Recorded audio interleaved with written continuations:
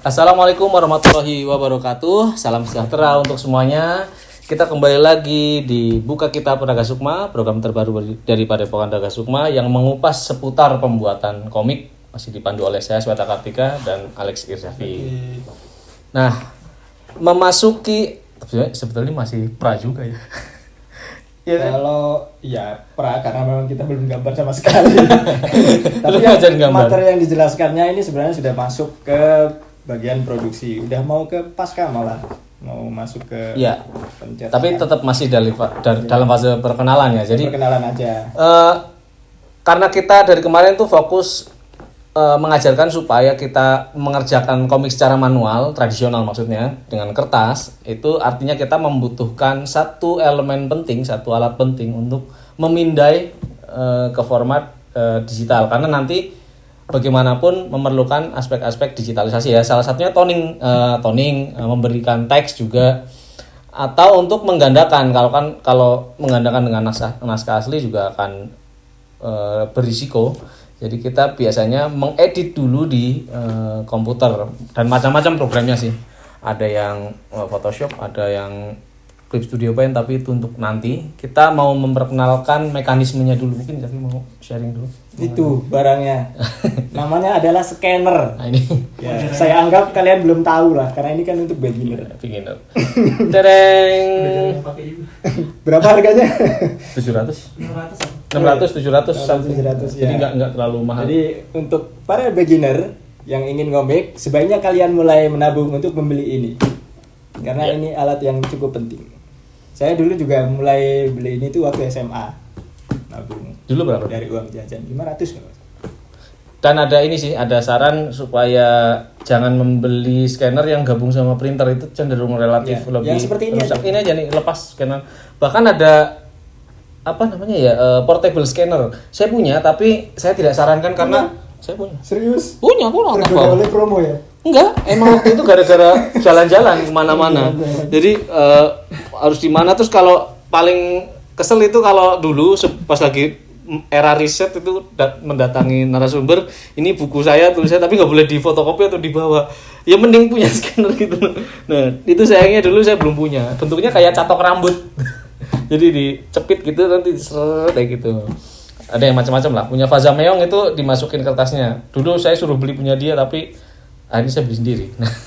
Jadi ini menjadi barang penting kalau di Padepokan Raga Sukma, karena banyak yang masih kami sarankan untuk mengomikkan secara tradisional. Ini ada kabelnya sini. Nah, ini nanti disambung ke komputer. Jadi teman-teman tuh di fotokopian ada harusnya orang-orang. Ini merek umum ya? Ada sih kayaknya. Tipe yang umum. Oh, nggak apa nih, Tapi sekalian merek. agak Yang kan dari Oh iya, jadi mahal lah hitungannya kalau pergi ke tempat scanneran. 2.500 apa ya? oh, dihitung per daripada punya dihitung. ini kan langsung bisa bolak-balik terus. Mendingan kan. punya ini gitu maksudnya. Iya. Jadi ini yang kita pakai sih Canon mereknya. I berapa lupa? LIDE 110. Punyaku ini 700. Beda. Ini ada mereknya di sini. Dan ini dulu masih kasih CD buat install, tapi sekarang laptop mana ada tempat CD-nya. Sekarang semuanya online, download gratis programnya. Itu sih ini yang untuk awal. Kenapa kita memerlukan ini ya? Karena kita punya arsip asli yang akan dipindahi ke komputer. Mungkin mau sharing tips ini ada Mas Ken? Apa saya udah jarang kok pakai itu. Ya, ini apa ya? Terkait kalian kalau udah mulai pakai ini berarti sudah aware untuk sudah mulai memproduksi komiknya. Jadi udah bikin gambarnya kayak gini-gini gitu ya. Terus tinggal mau dimasukin ke tahap editing. Tadi kemarin udah ngobrol-ngobrol tentang editing, apa itu teks dan sebagainya, itu biasanya masuknya pakai ini ke komputer gitu. Mengenai bleed segala macam perlu dijelaskan. Untuk yang tentang yang barusan disinggung Mas Weta tentang bleed, cropping segala macam, itu sebenarnya berhubungan dengan publishing, dengan major publishing yang biasa cetak buku seperti itu. Karena kemarin udah disinggung juga kalau buku itu ukurannya diperkecil kan. Ya, dan ya. kita ngegambarnya lebih besar dari ukuran produk Aslinya. jadinya. Jadi sebenarnya ada format khusus buat mengerjakan di format publishing seperti itu. Biasanya publishing punya ini sendiri, punya apa ya, guide sendiri, ukuran mereka berapa gitu. kita biasanya dikasih kalau misalnya mau nerbitin di Gramet gitu, mereka ngasih biasanya, ini saya bikin batasan-batasan gitu, kayaknya ada deh yang, nah ini yang lebih agak jelas. Ya. Ini patokan umum nih biasanya. Jadi ini cuma kertas biasa. Cuma ini jadi kayak ini A4 ya ini ya. Yang paling ya. Ini A4 nih dari sini ya. Dari sini ke sini ini A4. Nanti biasanya ini beda-beda sih sebetulnya. Ini disebut bleed area. Bleed itu tempat di mana bagian ini itu berisiko terpotong kalau nanti dicetak. Jadi nanti tukang nyetaknya motongnya di sini nih, krak. Nah, biasanya yang gitu. garis kotak yang paling luar ini. Suka lihat kan kalau di bagian sini biasanya ada crop mark. Crop mark apa? Ya crop mark ya. Plus Jadi yang itu loh. plus biasanya ada tandanya di sini. Nggak tahu sih kalian, kalau yang baru-baru nggak akan tahu karena kalian belum pernah lihat ke rumahnya publishing. Itu perlu juga wawasannya. Jadi supaya nanti ketika dicetak, karena ini penting karena banyak orang yang masih mulai ngomik awal itu kalau tidak diperkenalkan ini, akhirnya mereka banyak menempatkan gambar-gambar penting ditaruh di pinggir. Dialog penting, gambar penting ditaruh di sini. Waduh, itu apalagi di bagian lipatan. Wah, itu sangat-sangat tidak disarankan. Kalau apalagi kalau mepet sini, aduh saya agak-agak ngeri karena nanti dia pasti akan terpotong risikonya. Di komik-komik Rangga Sukma juga PR mah tuh kalau sudah terlanjur balon katanya udah kadung mepet di sini, mau mindahin ya mau tidak mau harus gambar ulang. Nah, menurut saya sih pemahaman ini harus kalian ketahui dari awal. Jadi ini ada area bleed.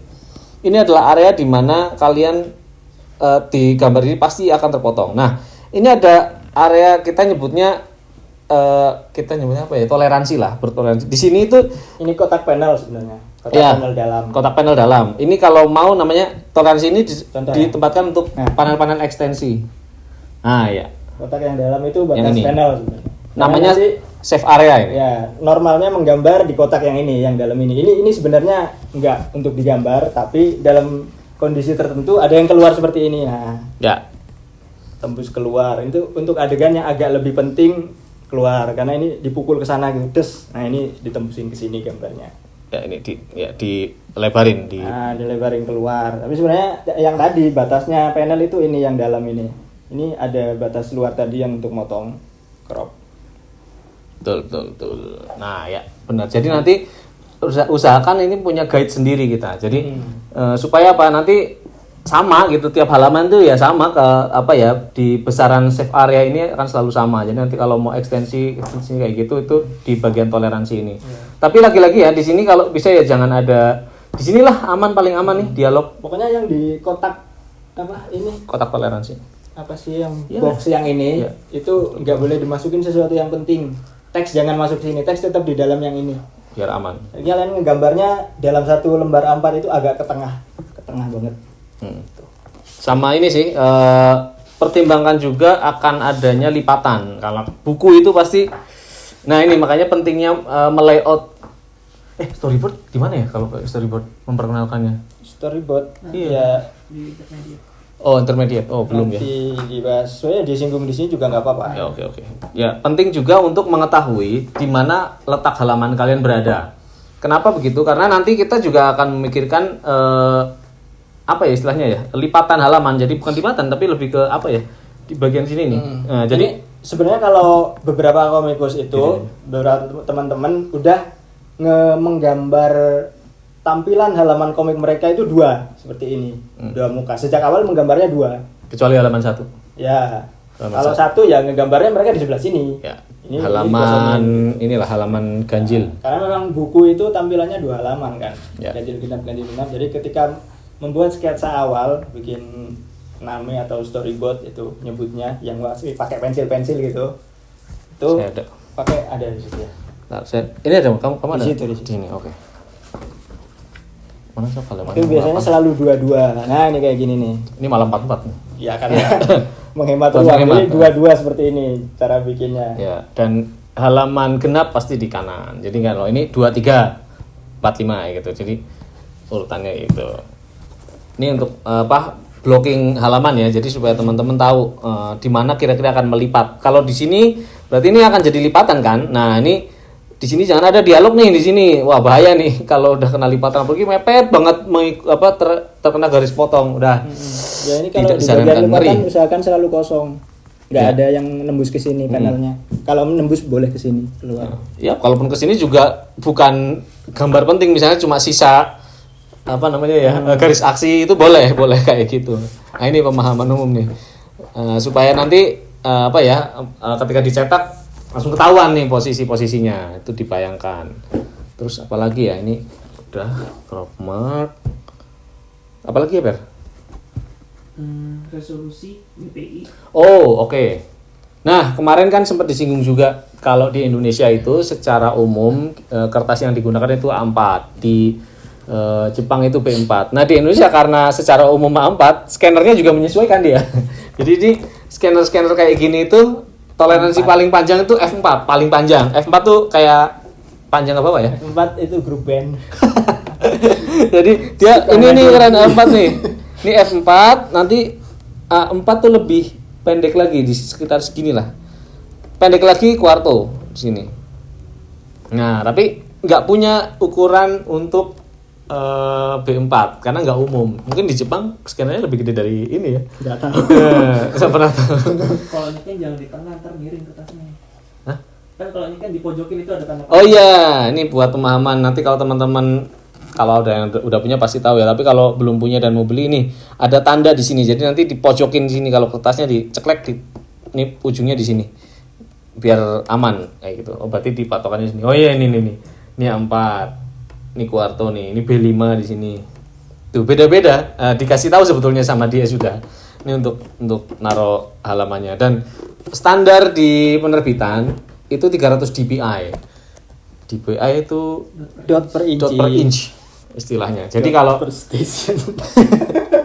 jadi kalau teman-teman nanti nge-scan standarnya itu segitu, jangan lebih kecil. Terus ada pertanyaan kayak Fadli dulu waktu bikin Banaspati itu di kertas A5. Kalau nge-scan bikinnya udah kadung di A5 ya, itu si DPI-nya naikin dikit lah jadi 350 atau 400. 600 ya malah. 600 malah ya. Dua Ya kali jadi lipat. dia Karena dia kecilnya separuhnya jadi DPI-nya ya diasumsikan segitu. Dua Jadi kali nanti lipatnya ketika gitu. nanti ditaruh di A4 itu bisa fit in lah. Jadi nah kayak gitu contohnya. Tapi diusahakan karena standar industrinya itu A4, bikinnya di A4 juga gitu. Jadi secara resolusi 300 dpi itu udah sangat-sangat sangat pas. Ini kan A5. Oh, ini waktu kamu nyikan kalau A5 segitu. Jadi Ya? 600. Oh ya itu 600 dpi. A4 di 600 itu bisa gede banget. Jadi kalau A4 cukup 300 dpi itu standar banget untuk ini. Tidak terlalu pecah ketika diperbesar, pas diperkecil juga cantik gitu. Jadi itu untuk ukur standarisasi ukuran. Apalagi ya skala. Ada lagi mungkin? Apa lagi ya? Nanya si Bian terus. Oh iya format webtoon. Oh format webtoon ya. Ukurannya umum. Tapi CSV sekarang nggak ada sih. Iya. Jadi kalau Belum. Belum update ya? Belum. Oh, belum. Tapi kan kalau Nanti. ini pas udah update. Nanti Desember tengah. oh iya. Oh, Nah, iya. jadi berikutnya format yang perlu di Kalau kita syuting, Jago dia. nanti pasti upload, CSV-nya udah update ada Oh, gitu ya. ukuran. Ya, jadi nanti selain format ini karena sekarang ini industri webtoon kan sekarang lagi naik. Kalau misalnya nggak meskipun pengerjaannya manual tapi pengen di format webtoon gimana boleh. Itu saya mainnya kayak gitu dulu waktu membuat Lovebird Diary dan Piraku-Piraku. Malah juga. Kemala juga. Kemala itu komik yang sebetulnya itu komik mengerjakannya di halaman A4 biasa, di halaman segini kayak gitu. Format Tapi cetak normal. tapi panelnya itu dipotong-potong kayak gitu. Itu cara mensiasati itu sebetulnya. Tapi kalau untuk format webtoon pada umumnya sebetulnya kalau kalian karena kita lagi ngarahin supaya bikin seperti ini ya. Jadi ya udah bikinnya tetap kayak gitu bahwa nanti akan diformat ke webtoon. Usahakan jangan ada panel yang saling tumpuk. Kalau udah ada panel saling tindih udah nggak bisa diapa-apain itu. Jadi mau nggak mau ya sudah itu akan seperti itu kan formatnya. Dia akan nempel kayak kembar siam, jadi nggak bisa dipotong. Nah makanya kalau teman-teman rencananya mau menerbitkan karyanya kedua format, cetak dan webtoon, usahakan panelnya itu dipisah-pisah. Jadi jangan sampai ada panel yang nimpa panel lainnya. Karena nanti motonya susah. Selain panel sound effect juga, kalau bisa jangan ada sound effect yang nimpa atau apa ya, balon kaca yang nimpa, nanti susah motongnya kecuali itu layarnya terpisah. Jadi makanya kalau memang berencana membuat dalam 2 format, bisa saja kayak Kemala juga dibuat dalam 2 format, yaitu kayak gitu tipsnya, jangan sampai saling timpa. Sudah di Ukurannya 800 kali 1000 1000 standarnya. Oh ya, jadi nanti ketika di format di layout ya, di layout ke webtoon, tapi nanti ini ya, itu buat bocoran ukurannya di sini 800, kalau ke bawah itu 1000. Kalau A4 kan A4 ukurannya 21 kali 29,7 ya. Nah, sentimeter. jadi kalau standar kertas A4 kan di sini 21, ke bawahnya 29,7. Saya juga heran kenapa nggak 30 sih. Ini risih gitu. Ya nggak sih? Inci. Iya, ngitungnya soalnya inch. Kalau inch berapa ya? Nggak ngerti. Nah, itu dia. Jadi kalau ya ada format pixel tuh 2408 kalau nggak salah. Pokoknya intinya yaitu ukuran-ukuran standarnya. Kalau teman-teman bikin di kertas A5 nyekennya di 600 dpi, kalau bikin di kertas A4 cukup 300 dpi. Tapi itu nanti ini cuma preview sebetulnya, untuk mempreview menjelang produksi, belum produksi. Ya. Ada lagi? Apalagi? Ini tadi apa aja sih materi yang bagian ini? Itu aja sih. Oh, cuma Kan ini kalau aja. webtoon ya 800 Pengenalan format-format itu ya? ukurannya. Pengenalan format panel Format. juga. Udah format. Oh, Udah spread, format halaman cetak. spread perlu nggak ya di Halaman spread itu nanti sih kayaknya teknik ya? Brightness. Oh, Biar habis di scan hilang bekas pensilannya. oh iya benar, boleh atau teknik. masuk tips. Ada satu tips menarik ya ketika kita membuat sketsa. Kemarin kan sempat disinggung pembuatan sketsa ya. Ada yang dengan pensil biasa. Tapi ada yang satu tips menarik ini yang sering pakai anak Lesan Studio nih. Karena semua didikannya Mato itu nurut sama gurunya. Jadi Mato itu kalau bikin sketsa itu dipakai pensil biru. Karena katanya ada scanner khusus yang nggak scanner khusus, ada mode di scanner yang menghilangkan channel birunya. Jadi nggak usah ngapus-ngapus. Jadi dia ada loh pensil biru. Jadi teman-teman kalau kemarin yang memang karena tidak dibudayakan di Padepokan Ragasukma, karena Padepokan Ragasukma cuma punya dua jenis pensil ya, yang kemarin mekanik sama pensil 2B biasa, pensil serut. Ada satu lagi pensil warna tapi bukan pensil warna untuk kayak Faber-Castell, bukan. Dia itu pensil sketsa juga, tapi warnanya biru. Itu biasanya saya belajar ini dari Lesan Studio malah Jogja. Lesan ya masih mengendap, semoga bangkit lagi. Jadi si Lesan Studio ini mengajarkan orang-orang di studionya untuk membuat sketsa itu dengan pensil biru. Aloysius Alpha, Mas Bayu juga awal-awal kayak gitu. Pensilnya biru, nanti kalau jadi dia setelah sketsa pakai pensil biru, ditimpal line art pakai tinta ya, terus di scan, nggak usah dihapus pensil birunya, tinggal dihilangin channel birunya, udah yang ke scan tinggal. Berarti dia langsung meninta di atas sketsanya. Iya kayak gitu. Tapi Mato lebih tricky lagi, pernah dia itu agak rumit, katanya sih belajar dari Jepang apa gimana, ada mangaka yang gambar sketsa terus di flip terus pakai meja tracing kayak gitu lah, ada ya, nggak? benar, Tahu ya. kan? Kita pernah Ya, berkunjung ke lesnya.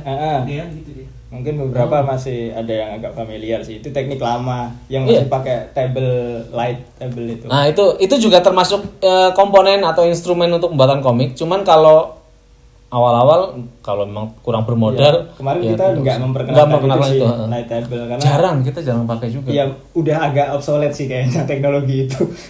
Iya. Ya kalau lebih, tapi itu pilihan, teman-teman bisa memakai kalau itu dulu sebenarnya untuk mengakali mereka yang bikin sketsanya rapi terus ingin buat tintaannya di lembar yang lain. Oh, gitu. benar. Jadi sketsanya masih Tidak tetap dihapus, masih utuh. Kalau rata-rata di sini anak Ragasukma itu ketika setelah membuat sketsa langsung ditinta di atasnya.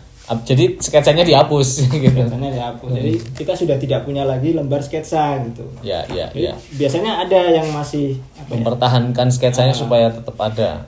Itu juga boleh, itu sah, itu masing-masing. Nah, itu dari situlah peran dari meja tracing itu berfungsi. Soalnya ada yang keren banget sih, memang sketsanya bisa dijual lagi. Tapi luar negeri juga mostly begitu. Iya, mostly begitu. Iya. Karena memang mereka ada sketch artisnya. Jadi sendiri-sendiri ada. Nah, kayak gini nih. Ini kan sketsa nih. Begini. Saya bikin tintanya di komputer tapi jadi nggak pakai tracing table. Langsung setelah jadi sketsa ini Di scan. di scan pakai ini, terus ditintanya di komputer aja langsung gitu. Ya, ya. Bisa seperti itu juga tekniknya. Jadi kita masih punya lembar sketsanya. Nah, itu salah satu preservasi juga ya. Jadi kalau teman-teman nanti pengen mempertahankan sketsa dan halaman inking itu bagus sekali kalau mau seperti itu, karena memang jadi pendokumentasinya itu jadi bagus. Iya. Kalau bisa tadi menurut saya sih ada yang bilang kalau saya tipikal orang yang jarang jarang salah, jadi udah ya kayak gitu di sketsa, dari halaman sketsa sampai inking itu relatif tidak ada page yang terbuang. Tapi ada yang misalnya ini udah kadung salah gitu, dihapus semuanya dari awal. Saya jangan, ambil aja yang baru. Jadi nanti bisa ada komparasi. Kita pernah pakai itu di ini Pendekar Tongkat Emas. Iya kan? Waktu Pendekar Tongkat Emas itu ada satu proyek komik yang saya kerjakan berdua bareng Zaki. Saya yang membuat skema panelnya, tapi Zaki punya inisiatif lain ketika hendak mewarna. Akhirnya yang ini tetap dibiarkan utuh. Zaki memakai halaman saya untuk sekadar referensi. Jadi satu halaman itu ternyata bisa dipecah jadi 2 atau dibuat totally baru. Halamannya ini kapan-kapan di-sharing juga nih yang kayak gini. Mungkin nanti pas halaman teknis. Trik Yanti. Ya, tapi itu salah satu contoh. Jadi Proses. kalau teman-teman ingin mempertahankan aspek itu, aspek sketsa dengan line art juga bisa. Nah, Kalau itu. masih membayangkan ini pasti pada bingung. Pada bingung. Tapi nantilah pas lagi praktek akan bertemu. Tapi ini sekedar perkenalan juga. Jadi nanti ini salah satu alat yang perlu disiapkan ketika kita menggeluti pembuatan komik dengan metode tradisional. Itu sih. Jadi scanner ini barang yang perlu juga. Kalau nggak punya pakai kamera digital bisa nggak untuk dokumentasi? Kalau dokumentasi sih bisa, cuman kalau untuk kerja lagi agak susah. Soalnya kan dia hasilnya beda dengan ini. Iya. Nggak akan tajam. Kalau ya, jadi salah satu gini, ada satu mode di sini baik di scannernya maupun di nanti ya di Photoshopnya itu mode brightness-nya. Jadi kalau teman-teman nge-scan biasanya kan masih ada apa ya ini, jadi kayak tekstur kertas ikut ke scan, suka gitu kan. Jadi nanti bisa diatur di sini. Ini juga ada. Jadi kalau teman-teman install ini di komputer nanti kan suka ada pilihannya ketika nge-scan ya, dimasukkan, di-scan, nanti baru ada pilihan tuh brightness-nya mau di auto apa enggak gitu. Atau mau diatur lagi nanti sendiri di Photoshop terpisah juga bisa. Itu untuk ngilangin unsur teksturnya biasanya, unsur tekstur kertas. Atau yang remeh-remeh kadang-kadang suka ada kalau udah nge-scan itu pasti ada kayak titik-titik debu kali ya.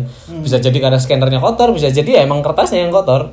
Nanti bisa diatur lagi lah di Photoshop. Tapi ini untuk memperkenalkan bahwa si barang ini tuh bisa dipakai untuk mendigitalisasi karya kita yang dibuat secara tradisional itu. Ada lagi? Apalagi ya? Udah. Yang Udah tahu cukup. biar nih. Ya mungkin itu dulu sekarang untuk sesi kali ini mengenai apa ya istilahnya ya ini ya. Format Format cetak dan digital. ya digital dan bagaimana kita mengamankan karya-karya kita. Jadi kayak gitu. Berikutnya tinggal mempublishnya. Nah, rancangan mempublish belum sampai mempublish ya karena belum digambar kan masih di angan-angan.